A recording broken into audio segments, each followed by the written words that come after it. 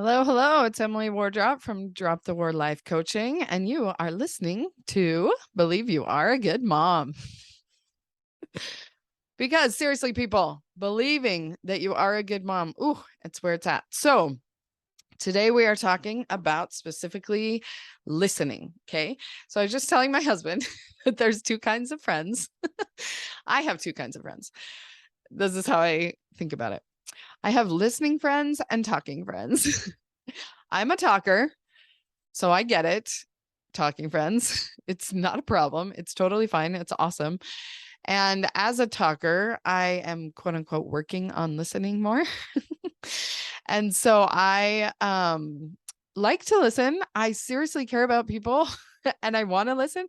I'm actually really good at listening as a coach, but with my friend hat on, I get very chatty because my needs as a friend, like I need to talk, right? Because I'm in a house full of little kids. That whole age old, I need to talk to an adult thing, right?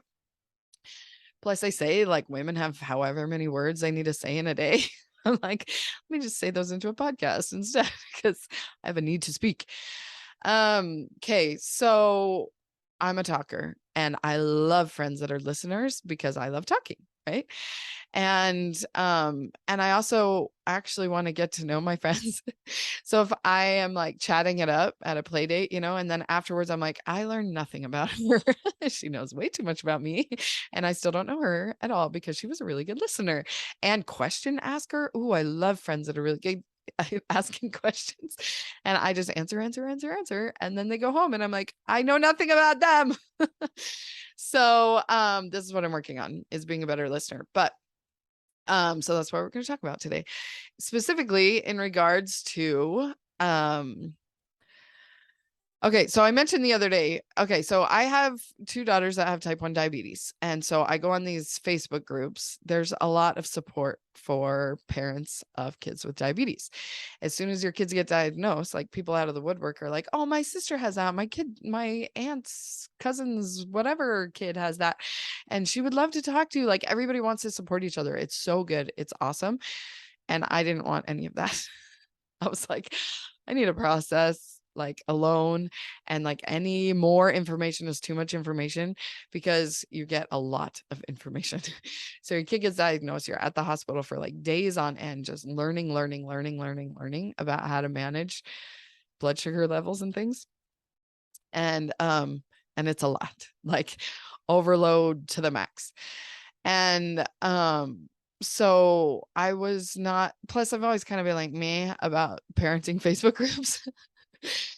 That's subject for a different day. So anyway, I just never really hopped on them till recently. So the other day I was reading this comment that I really liked because it wasn't a mom, it was the friend of a mom. So I'm gonna get emotional again, like I did the other day when I was talking about this.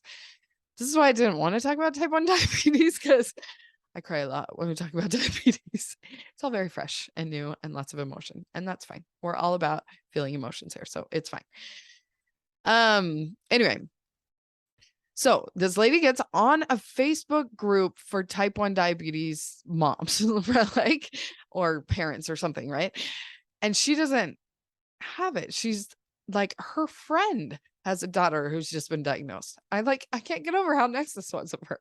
And she gets on and she's like, how do I support my friend whose daughter just got diagnosed? I'm like, oh my gosh, what an awesome question. Because we need support, people. Everyone needs support. Everybody's going through a lot, right? And I told her to just listen. Okay. Because speaking of friends, some are talkers and some are listeners, right? And as a talker, I want a friend who's just listening. But as a friend, like sometimes I talk a lot because I don't know what to say. And so I feel really awkward and I just word vomit all over people because I don't know what to ask. I don't know what to say. I don't know how to empathize. I don't know how to, like, these are the thoughts that I'm thinking that makes me like feel all uncomfortable and awkward. And it's like, I'm sorry you're going through that. That sounds really hard. And I don't know what to say, And so I say a whole bunch of stuff that's probably the wrong thing. And I'm offending people all over the place because I don't know what the quote unquote right thing is to say. See, because I'm a talker and I feel like The right thing to do is to say the right thing. And I don't know what the right thing to say is. And that was kind of what this lady was expressing, I think. And so I told her to just listen. Like these people, like I said, have just received a lot. Like they don't need to hear anything else. They need to like speak it back. Especially as a talker, that's what I think, that I need to say it back, right?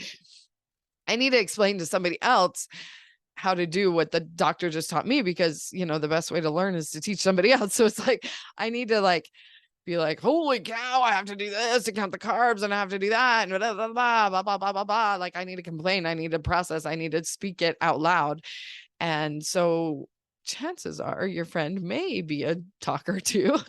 And even though I didn't want because I didn't want more stimulus. So I didn't need those support groups that are telling me what to do, like more information.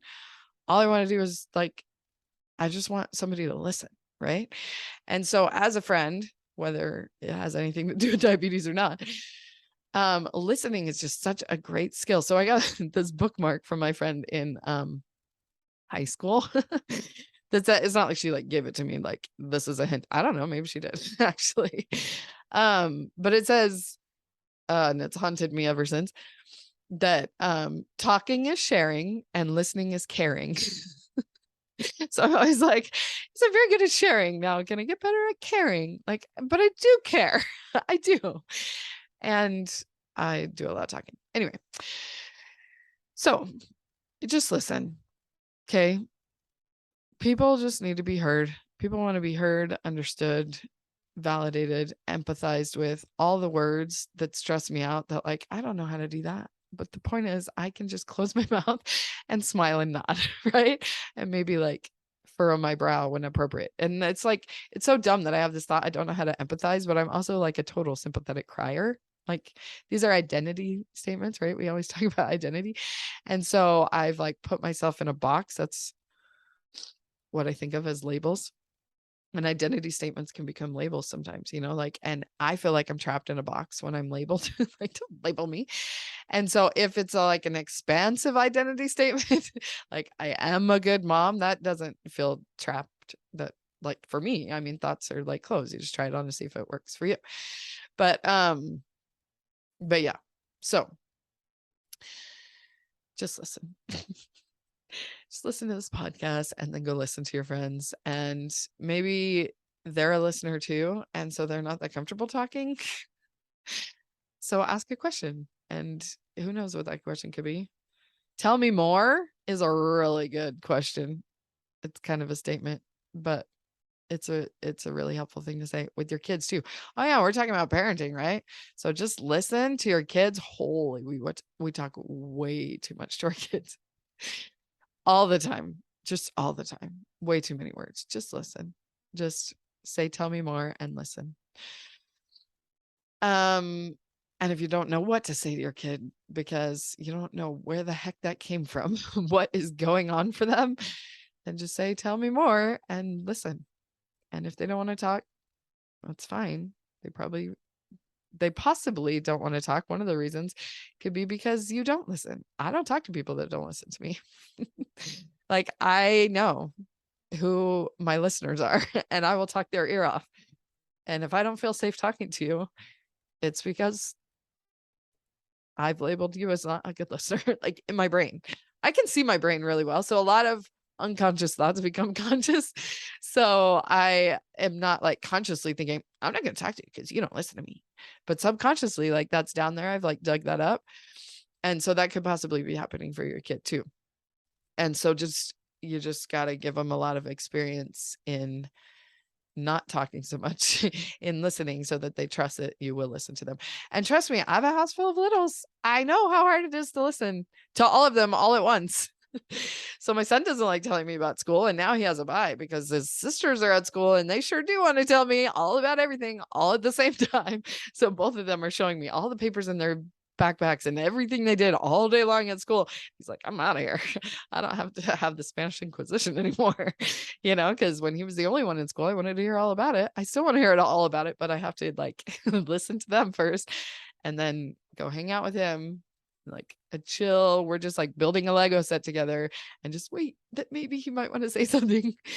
But if I do too much talking, he's for sure not gonna, anyway, too many asking, like he doesn't like the questions. So I just wait for him to be ready to volunteer information and try to be a safe place to listen. I'm telling you, this is a work in progress. This is something I'm working on, and therefore something I'm thinking about, therefore something I'm going to talk about because I'm a talker. So if you want to talk, I will listen. Especially when I have my coach hat on, I'm a lot better listener. So dropthewordlifecoach.com/appointments, sign up for a free Zoom chat. Or if you've been listening to the podcast and you're getting success and you want to be featured on the podcast, just sign up for a podcast interview. Because right now I'm interviewing a lot of coaches just for fun because I love chatting with my coach friends. But I'd love to talk to anyone who has tried to believe that they are a good mom and found success. That would be really awesome. So all that's on dropthewordlifecoach.com. And you can go to /believe to get the free masterclass to learn more about how to believe that you are a good mom. Because thoughts are just thoughts. Like I said, they're like clothes. You can try them on. But a belief is like clothes that you've worn so long, like your hair is growing through the fabric. It's like it becomes who you are. Like you just believe it. It's like that ingrained. And a belief is really just a thought that we keep on thinking that like we've thought it so long that we really believe it. And that's what I've done that's made the biggest difference in my parenting, is to believe that I am a good mom. Like it just is who I am. And to actually believe that. So when my brain starts telling me otherwise, I can be like, and I am still a good mom. So try it on. Let me know about your successes. Let me know where you're struggling with it, and all of the above at dropthewordlifecoach.com. See you later, friends. Bye.